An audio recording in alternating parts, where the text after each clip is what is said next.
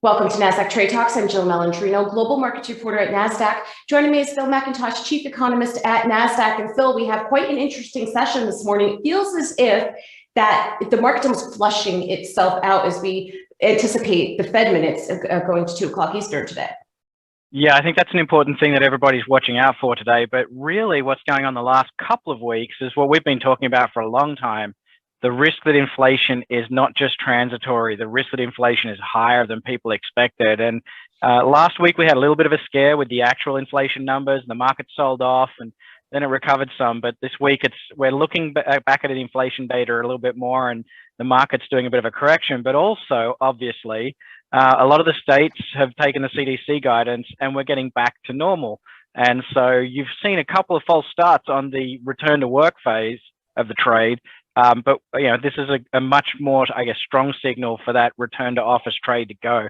And so we're seeing that with the growth stocks starting to underperform, some of the transport stocks doing quite well. Yeah, it's almost as if peak recovery is in at this point. Yeah, I mean, the thing that we don't know is what's going to happen in terms of all the retail spending that we've seen, just really strong spending numbers with stimulus disappearing out of the system. But people should be coming back to get jobs. The question is, will those jobs be paying more than the old benefits? And will people be starting to dip into their savings? And will that replace some of the benefit spending too? So it's going to be, there's a little bit of uncertainty in the next 3 months, but there's a lot of people going back to more of the old way of doing things. So we're going to start to see some of the rotations into those old economy stocks as we see data prove that those companies are back on track again. But we're also going to see whether the inflation that we're seeing the last couple of weeks is transitory. It's a couple of months of inflation and it goes away, or whether people's expectations have really changed and whether some of the costs of goods are going to be permanently higher. Phil, also to wrap up here, I thought it was interesting. Bank of America announced yesterday that they are going to increase minimum wage to $25. I forget exactly which year that's going to be in, which is an incredible number. But then it also makes you wonder how much more are they going to continue to automate and consolidate branches?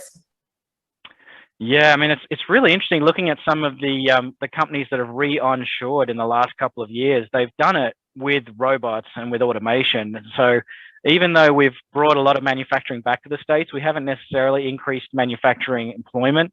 So I think that there's a lot of things going on. Obviously, the return to office trade, the stocks that are selling off are things that we've been using for the last 12 months, like Zoom, like Netflix, like a lot of the social media and technology companies. But maybe things will change for the long term more permanently, and we'll be doing Zoom calls even in the office in the future. All right, Phil, appreciate the insight as always. Thanks for joining us on Trade Talks, and thanks for joining me. I'm Jill Malandrino, global markets reporter at Nasdaq.